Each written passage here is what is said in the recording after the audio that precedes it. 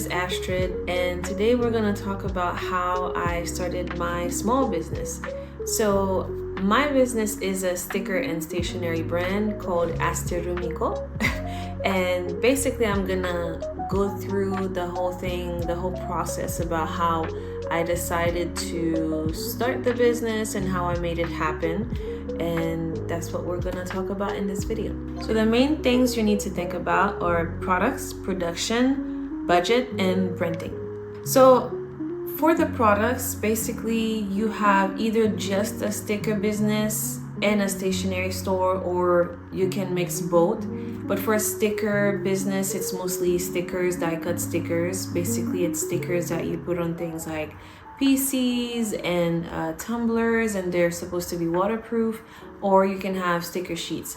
For stationaries, you can have things like bookmarks, notepads, sticky notes, all kinds of different keychains, all kinds of different things.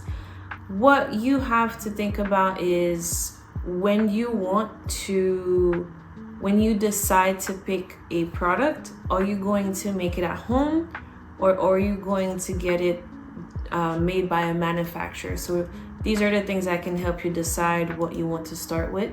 So once you know what you want to make, the question is, how do you make it?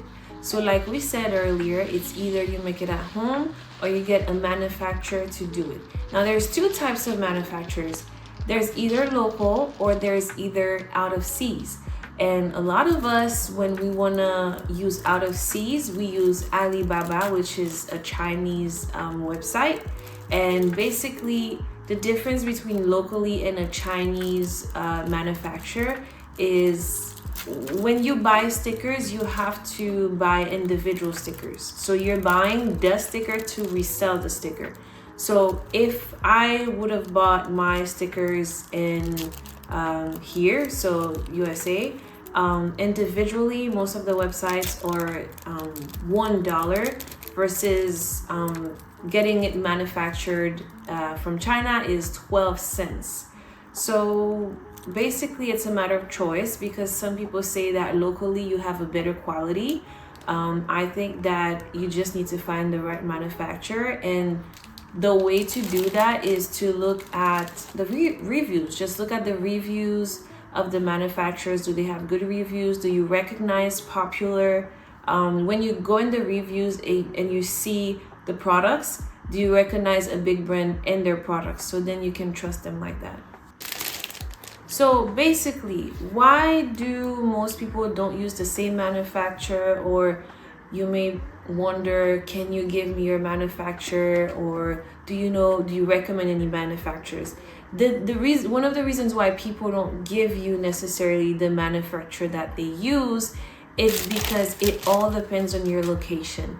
So if you're in California, it might be a different price to get it shipped to Florida, because when you order products from a manufacturer, you have to pay for the products, but then you have to pay for the shipping, which is another crazy price.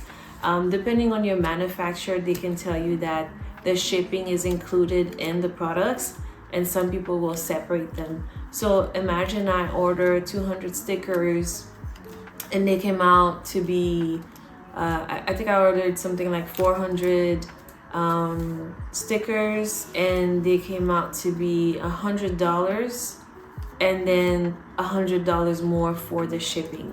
So that's why you have to talk to different manufacturer to know which one is better for you, because depending on where you are, it won't be the same price for everyone.